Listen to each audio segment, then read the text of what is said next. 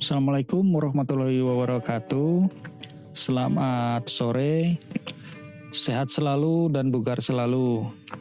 Mari kita doakan teman-teman kita yang sedang terkena musibah, yang tertular COVID, semoga lekas bugar dan sehat kembali sehingga bisa mengikuti perkuliahan seperti biasanya.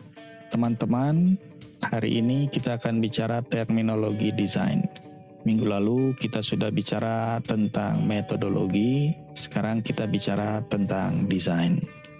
Pada kuliah sebelumnya, kita mencoba mengurai apa itu arti metodologi.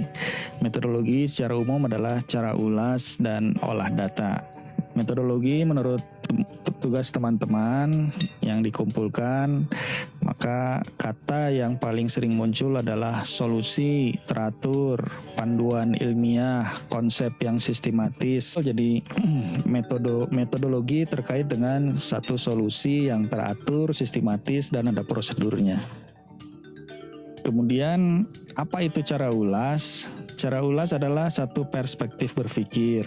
Secara umum kita tahu ada cara berpikir induksi dan cara berpikir deduksi. Induksi dari tugas teman-teman juga kita kumpulkan. Kata yang paling sering muncul adalah spesifik, heterogen, fakta lapangan, lokal, variatif, beragam, cepat berubah.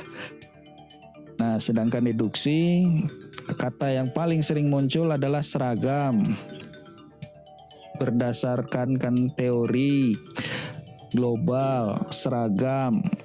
Itu adalah kata-kata yang terkait dengan deduksi.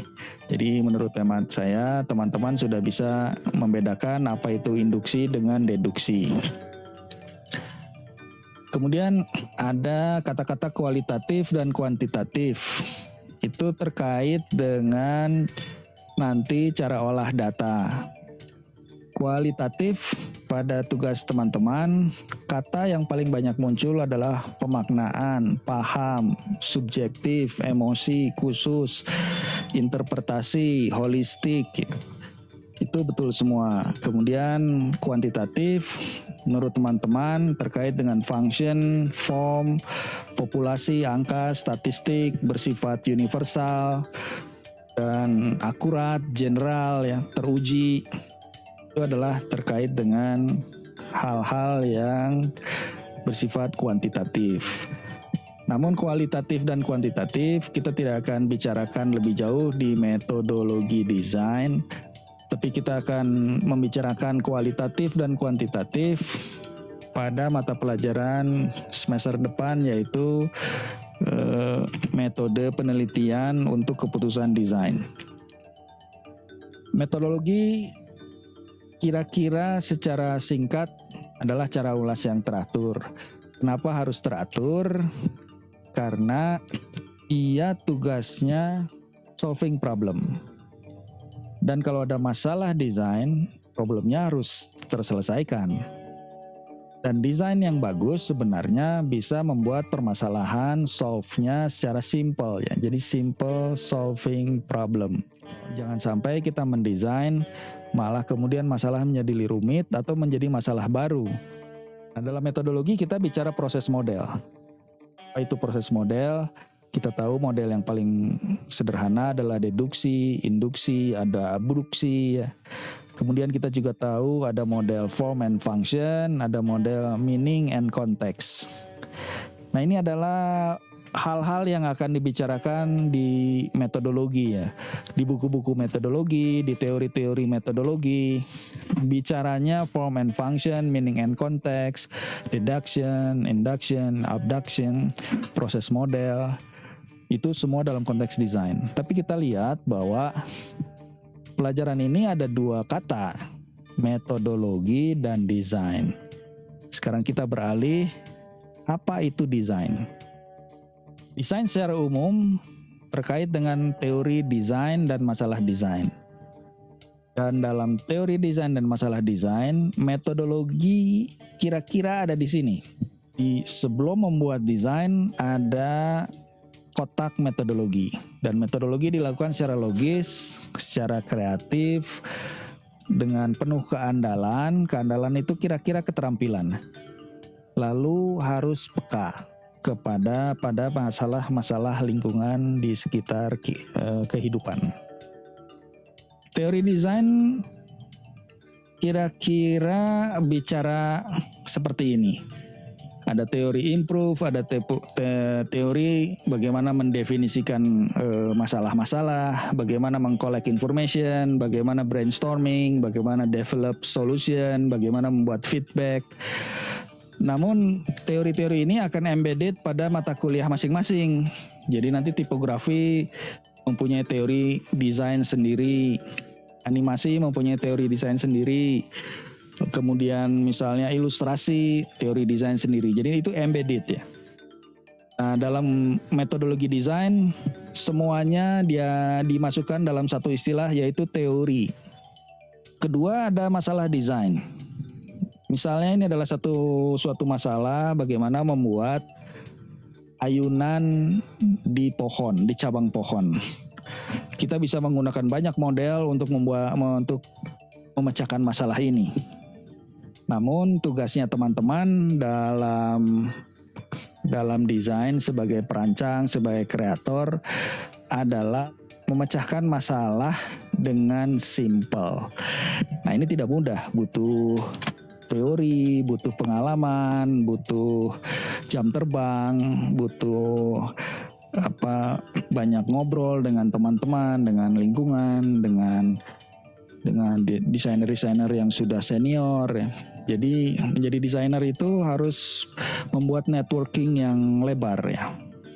Desain di masa depan akan terkait dengan 17 SDGs ya, Sustainable Development Goals. Apa itu desain? Menurut John Hesketh, design is to design a design to produce a design. Kita lihat di ITB ini, desain itu kita harus membuat desain, membuat gambar. Di TPB itu kalian belajar to design. Adalah salah satu pelajaran yang penting. Mendesain apa? Mendesain nirmana. Jadi nirmana itu adalah bentuk-bentuk visual yang dikomposisikan sedemikian rupa agar bisa mengalihkan informasi seperti yang diinginkan oleh kreatornya. Kemudian mulai tingkat 2 sampai teman-teman lulus, kita akan bicara design as idea. Jadi apa konsepnya? Nanti pasti sering ditanya itu tuh sama dosen-dosen. Apa konsepnya? Apa isunya? Kenapa kamu buat ini? Kenapa? Apa dasarnya kamu berpikir seperti ini? Jadi desain juga adalah satu idea, satu konsep di kepala ya. Tapi teman-teman belum selesai mendesain kalau tidak membuat karya. Jadi desain yang baik adalah desain yang bisa dilaksanakan, diproduksi.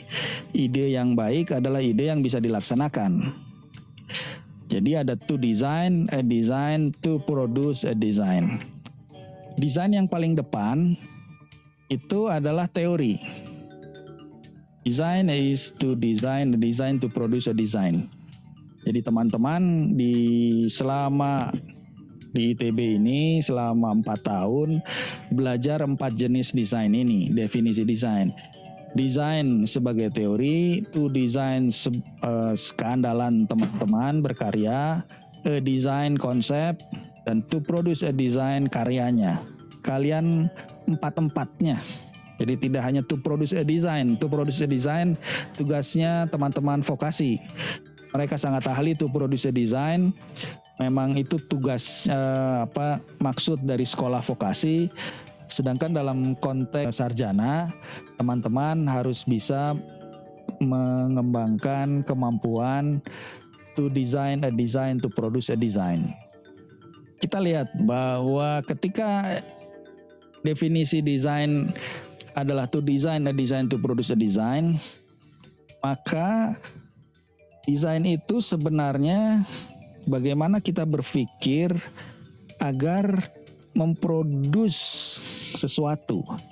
Dan dalam memproduce kita harus follow feeling, harus memfollow estetika, atau lebih umum lagi memfollow kemampuan nirmana teman-teman.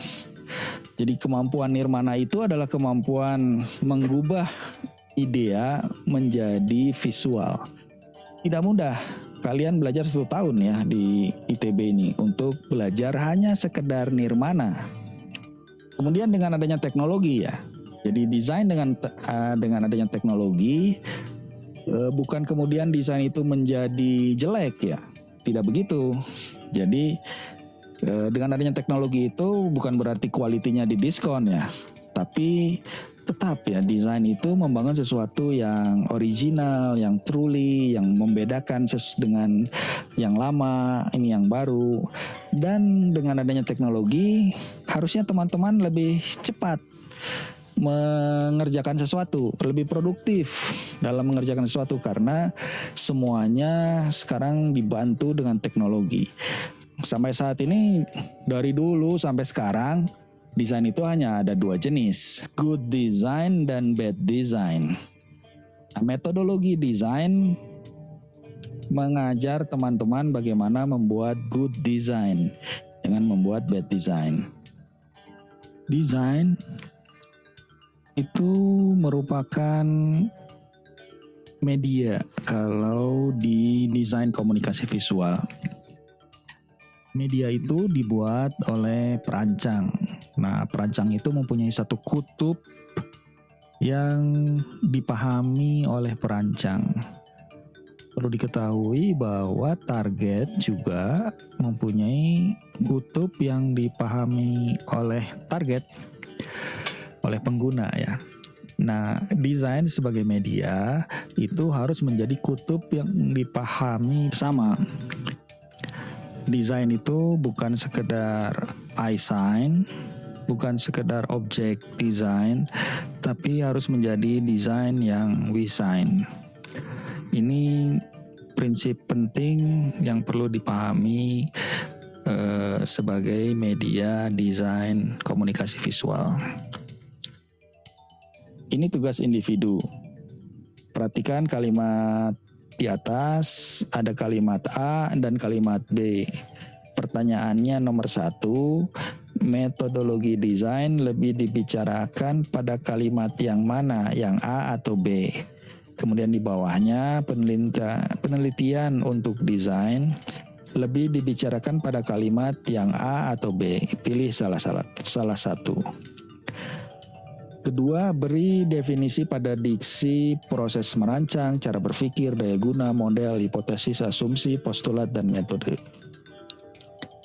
Jangan lupa sebutkan sumber pustakanya. Dalam mencari sumber pustaka, carilah yang bersifat PDF. Syukur-syukur teman-teman membaca jurnal, syukur-syukur teman-teman membaca buku aslinya. Ini tugas kelompok. Nah, tugas kelompok hanya menerangkan apa itu teori desain dan apa itu masalah desain. Diskusikan dengan teman-teman, masing-masing anggota coba membaca buku yang berbeda, jurnal yang berbeda, sehingga nanti diskusinya berisi. Jangan lupa sebutkan sumber pustakanya. Dikumpulkan hari Minggu 21 Februari. Nanti mohon menghubungi Kak Fadilah ya untuk koordinasi tugas. Demikian kuliah hari ini, Burung Irian, Burung Cendrawasih. Cukup sekian dan terima kasih. Assalamualaikum warahmatullahi wabarakatuh.